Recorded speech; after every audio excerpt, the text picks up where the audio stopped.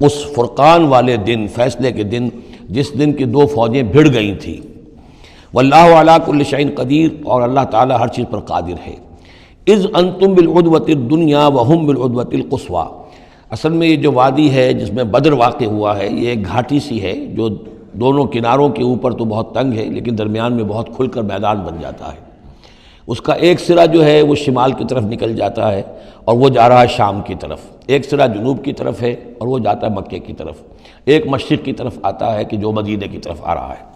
اور اکثر و بیشتر جو پہلے حاجی جاتے تھے وہ اسی راستے پر تھے، یہی راستہ تھا۔ اب تو جو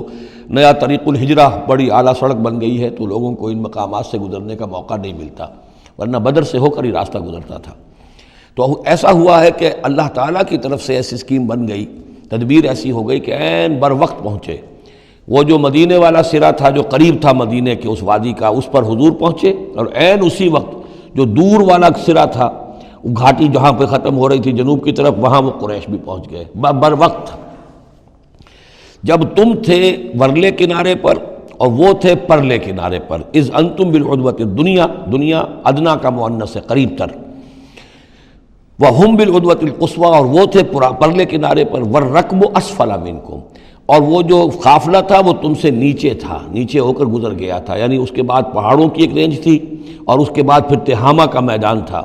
تو ابو سفیان نے یہ کیا تھا کہ قافلے کو لے کر اس بدر کی گھاٹی میں داخل ہی نہیں ہوئے، ادھر سے تو وہ پیغام بھی بھیج دیا تاکہ فوج ادھر سے آئے، تاکہ مسلمانوں کی توجہ بھی ہو تو فوج کی طرف ہو جائے، اور اسی میں وہ داؤ لگا کر اپنے قافلے کو بچا کر نکال کر لے جائیں، اور وہ تہامہ میں ساحل کے ساتھ ساتھ ہو کر نکل بھی گئے۔ وَلَوْ تَوَاعَدْتُمْ لَاخْتَلَفْتُمْ فِي الْمِيعَادِ، اور اگر تم لوگوں نے آپس میں معاہدہ کیا ہوتا کہ فلاں وقت پر ہمیں پہنچنا ہے، ہو سکتا ہے کہ تم ایک ساتھ نہ پہنچ سکتے، اختلاف ہو جاتا، جیسے اپائنٹمنٹ ہوتی ہے فلاں وقت پہ میں بھی پہنچوں گا آپ بھی پہنچ جائیں تو کچھ نہ کچھ آگے پیچھے ہو جاتا ہے۔ تو اگر تم طے کر کے بھی آتے تو اتنا نہ ہوتا جتنا کہ ہم نے اپنی مشیت اپنی تدبیر سے کر دیا کہ عین وقت پر تمہیں وہاں پہنچا دیا۔ اس کی وجہ کیا تھی؟ ہم چاہتے تھے کہ یہ ٹکراؤ ہو جائے اور یہ بات واضح ہو جائے کہ جان لیں اہل مکہ کہ اللہ تعالیٰ کی نصرت کس کے ساتھ ہے، اس کے عوام بھی سمجھ لیں۔ وَلَٰكِن لِيَقْضِيَ اللَّهُ أَمْرًا كَانَ مَفْعُولًا، لیکن یہ سب کچھ لیے ہوا تاکہ اللہ تعالیٰ طے کر دے وہ شے، فیصلہ کر دے کہ جو ہو کر رہنی ہے، كَانَ مَفْعُولًا لِيَهْلِكَ مَنْ هَلَكَ عَنْ بَيِّنَةٍ، تاکہ اب جسے ہلاک ہونا ہے وہ ہلاک ہو بات کے واضح ہو جانے کے بعد۔ اب بھی عوام کی اگر آنکھیں نہیں کھلتی تو پھر گویا کہ وہ پھر مورد الزام خود ہے۔ اب ان کے سرداروں نے جو کچھ ان کی مت ماری تھی، اب آ کر اس موقع کے بعد ان کی آنکھیں کھل جانی چاہیے۔ اب بھی اگر کوئی ہلاک ہوتا ہے تو بات کے واضح ہونے کے بعد ہلاک ہو۔ لِيَهْلِكَ مَنْ هَلَكَ عَنْ بَيِّنَةٍ وَيَحْيَىٰ مَنْ حَيَّ عَنْ بَيِّنَةٍ، اور جسے جینا ہے، جس کی زندگی ہے روحانی زندگی، اور جو سیدھے راستے پر آنا چاہتا ہے وہ بھی اس بینہ کی بنا پر وہ سیدھے راستے پر آ جائے اور حیات معنوی حاصل کر لے۔ وَإِنَّ اللَّهَ سَمِيعٌ عَلِيمٌ، اور یقیناً اللہ سب کچھ سننے والا اور جاننے والا ہے۔ اِذْ يُرِيكَهُمُ اللَّهُ فِي مَنَامِكَ قَلِيلًا، جبکہ اللہ تعالیٰ آپ کو دکھا رہا تھا اے نبی ان کو آپ کی نیند میں کم۔ حضور نے خواب میں دیکھا کہ کوئی بڑی طاقت نہیں ہے، بڑی تھوڑی سی جمعیت ہے قریش کی جو آئی ہے، حالانکہ 1000 کا لشکر تھا۔ وَلَوْ أَرَاكَهُمْ كَثِيرًا، اور اگر آپ کو دکھایا ہوتا کہ وہ بڑی بڑی تعداد میں آ رہے ہیں، لَفَشِلْتُمْ، اور آپ نے وہ بات بتائی ہوتی صحابہ کرام کو، اپنے ساتھیوں کو، تو اے مسلمانوں پھر تم کمزوری دکھاتے، تم ڈھیلے پڑ جاتے۔ وَلَا تَنَازَعْتُمْ فِي الْأَمْرِ، اور معاملے کے اندر پھر کوئی ایک اور تنازع کھڑا ہو جاتا کہ ہمیں یہاں جنگ کرنی بھی چاہیے کہ نہیں۔ وَلَٰكِنَّ اللَّهَ سَلَّمَ، لیکن اللہ تعالیٰ نے سلامتی پیدا فرما دی۔ إِنَّهُ عَلِيمٌ بِذَاتِ الصُّدُورِ، یقیناً وہ جو کچھ سینوں کے اندر ہے اس سے واقف ہے۔ اس کی توجیہ یہ کی ہے مفسرین نے کہ اگرچہ نبی کا خواب جھوٹا نہیں ہو سکتا، یہ نہیں تھا کہ حضور کو جو خواب دکھایا گیا وہ غلط تھا، اصل میں ان کی جو معنوی حقیقت تھی وہ دکھا دی گئی۔ ایک ہے کسی شے کے اندر جو کمیت ہے، کوانٹیٹیو ایلیمنٹ ہے اس کا، ایک ہے جو اس کی کیفیت ہے، جو اس کے اندر اصل حقیقت ہے۔ تو یہ بات جو ہے اچھی طرح سمجھ لینے کی ہے کہ مکے سے جو اصل نفری آئی تھی وہ تو ان عوام الناس کی تھی کہ جن کو بارے میں جن کو معلوم تھا کہ محمد ہمارے بہترین آدمی ہیں صلی اللہ علیہ وسلم،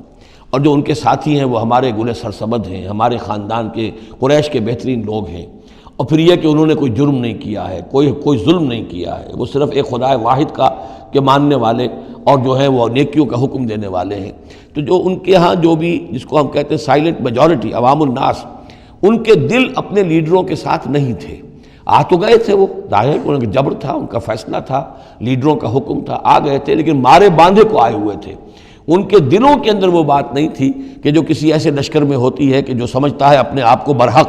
ہم حق کے لیے لڑ رہے ہیں، تو اس کے اندر جو طاقت ہوتی ہے اس لڑنے والے کے اندر، وہ اس شخص میں نہیں ہوتی کہ جو مارے باندھے کو لے آیا گیا ہو اور خود اسے اپنے دل میں یہ یقین نہ ہو کہ میں حق کے لیے لڑ رہا ہوں۔ اس اعتبار سے معنوی طور پر جو ان کی کیفیت تھی اس کے اعتبار سے وہ واقعتاً کم تھے۔ تو حضور کو خواب میں اللہ تعالیٰ نے ان کی اصل حقیقت دکھائی۔ وَإِذْ يُرِيكُمُوهُمْ إِذْ الْتَقَيْتُمْ فِي أَعْيُنِكُمْ قَلِيلًا وَيُقَلِّلُكُمْ فِي أَعْيُنِهِمْ۔ مزید برآں اللہ نے یہ کیا کہ جب دونوں لشکر ٹکرائے ہیں تو ایسی کیفیت پیدا کر دی کہ مسلمانوں کو بھی وہ تھوڑے لگ رہے تھے کہ کوئی زیادہ لوگ نہیں ہیں، اور انہیں بھی مسلمان تھوڑے نظر آ رہے تھے۔ یعنی یہ کہ ہر صورت اللہ نے ایسی بنا دی تھی کہ جنگ ہو اور ڈٹ کر ہو، تاکہ یہ صورتحال جو ہے یوم الفرقان ہونا اس کا بالکل واضح ہو جائے۔ اگر کسی وجہ سے وہ کنی کترا جاتا معاملہ اور جنگ نہ ہوتی، مقابلہ نہ ہوتا، تو جس طریقے سے کہ اللہ اس کو فیصلہ کن دن بنا دینا چاہتا تھا، یوم الفرقان فیصلے کا دن، وہ صورتحال پیدا نہ ہوتی۔ لِيَقْضِيَ اللَّهُ أَمْرًا كَانَ مَفْعُولًا، تاکہ اللہ پورا کر دے اس معاملے کو کہ جو ہونے والا ہی تھا۔ وَإِلَى اللَّهِ تُرْجَعُ الْأُمُورُ، اور تمام معاملات بالآخر تو اللہ ہی کی طرف لوٹا دیے جائیں گے۔